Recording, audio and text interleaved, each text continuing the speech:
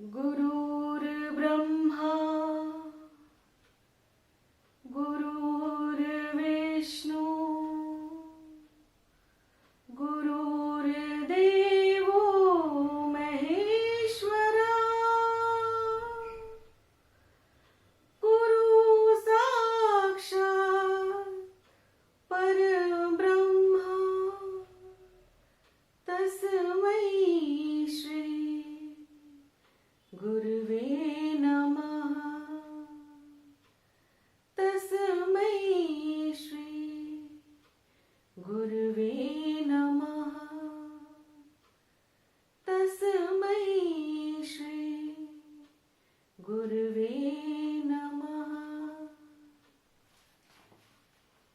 जय सिया राम भक्तों, आज मैं गुरु के विषय पे ही चर्चा करूंगी आपसे। गुरु की महत्ता, गुरु का महत्व हमारे समाज में आदिकाल से ही गुरु की महत्ता रही है।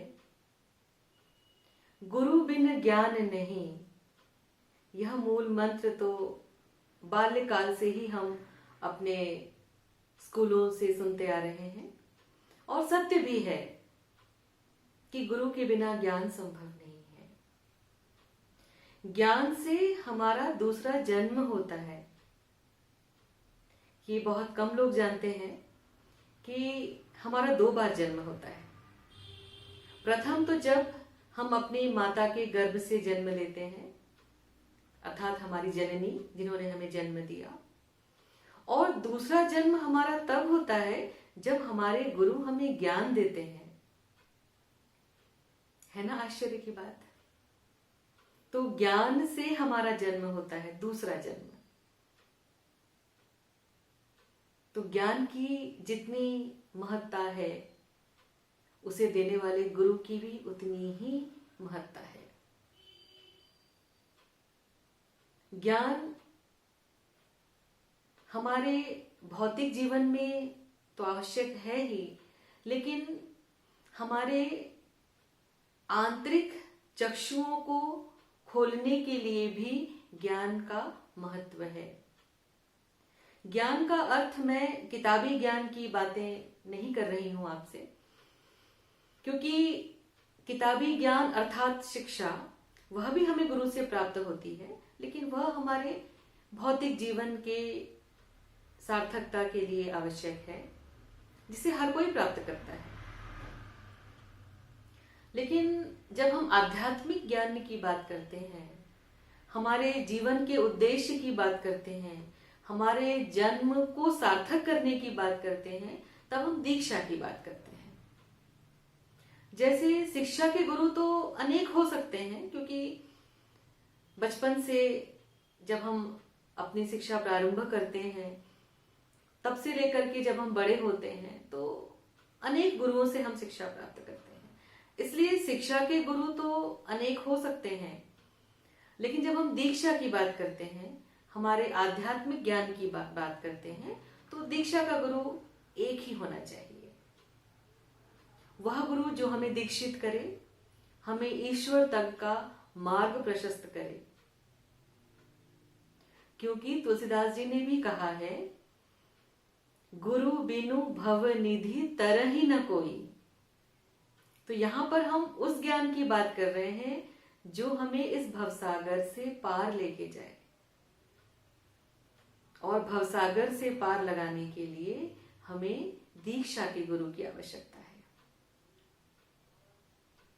इतना आसान नहीं है भवसागर को पार करना, ये आप भी जानते हैं। भवसागर को पार करने का अर्थ है इस जीवन से मुक्ति। जीवन से मुक्ति का अर्थ मृत्यु नहीं है। जीवन से मुक्ति का अर्थ है इस जन्म और मृत्यु दोनों के चक्कर से मुक्त होना। पुनरपि जन्मम पुनरपि मरणम पुनरपि जननी जठरे शयनम भज गोविंदम गोविंदम भज मूढ़मते। तो इस जन्म मृत्यु के चक्कर से मुक्त होने के लिए जिस ज्ञान की आवश्यकता है वह हमें गुरु से ही प्राप्त होगा। भगवान कृष्ण ने भी कहा है, मामुपेत्य पुनर्जन्मम दुखालयम अशाश्वतम।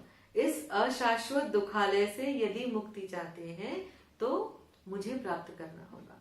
या एक बार जो मनुष्य मुझे प्राप्त कर लेता है वह इस जन्म मृत्यु के चक्कर से छूट जाता है। अब जन्म मृत्यु के चक्कर से कैसे छूटेंगे, उसका ज्ञान कहां से प्राप्त होगा? तो वह ज्ञान हमें गुरु से ही प्राप्त होता है। गुरु ही वह मार्गदर्शक है, या कहें वह लिफ्ट है जिसके एक बटन दबा करके हम कितनी भी ऊंचाइयों तक पहुंच जाते हैं, कितनी भी ऊंची मंजिल तक पहुंच जाते हैं। क्योंकि हमारे पास हजारों वर्ष नहीं है जिसमें हम तपस्या करके ईश्वर को प्राप्त कर सकें। हमें वह सहज मार्ग ही अपनाना होगा जिसे हम कम समय में उस ईश्वर तक पहुंच सकें, उस ईश्वर को प्राप्त कर सकें। तो वह मार्ग हमें कौन दिखाएगा? वह मार्ग हमें गुरु ही बताते हैं। ईश्वर को भी गुरु की आवश्यकता पड़ती है। भगवान राम को गुरु वशिष्ठ मिले, भगवान कृष्ण को गुरु सांदीपनि मिले, तो हम तो मनुष्य हैं।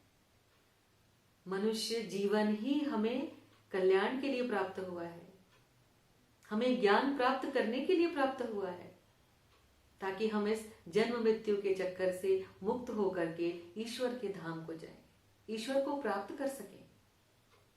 और यही हमारे जीवन का एकमात्र उद्देश्य है। जैसे शिक्षा हमारे जीवन का एक उद्देश्य होता है, उसको प्राप्त करने के लिए हम शिक्षा प्राप्त करते हैं गुरुओं से, वैसे ही हमारे इस जन्म की सार्थकता को सार्थक करने के लिए हमें गुरु की आवश्यकता होती है।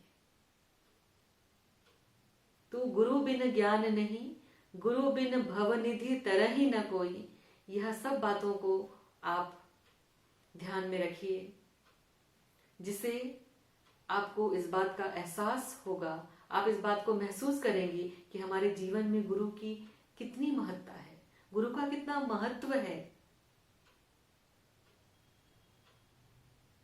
तो गुरु के महत्व को जानकर हम अवश्य गुरु बनाएं, गुरु से दीक्षा लें, और यह दीक्षा हमें अवश्य ही उस ऊर्जा को प्राप्त करने में मदद करती है जिस ऊर्जा के माध्यम से हम उस परम पिता परमेश्वर पर ब्रह्म को प्राप्त कर सकते हैं।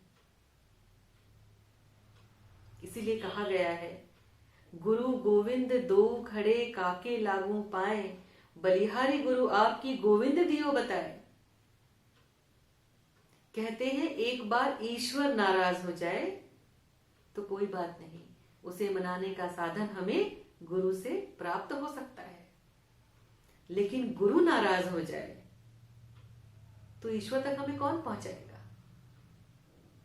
इसलिए गुरु की सेवा करनी चाहिए, गुरु का आदर करना चाहिए, और गुरु से जो भी हमें प्राप्त हो सके वो सहज भाव से हमें प्राप्त करना चाहिए, और गुरु जो भी हमें स्वेच्छा से दें, आशीर्वाद स्वरूप हमें उसे प्राप्त करना चाहिए, ताकि उसी सकारात्मक ऊर्जा, उसी आशीर्वाद से हम ईश्वर की प्राप्ति कर सकें। आज के लिए इतना ही। जय जय श्री राधे, जय श्री कृष्ण।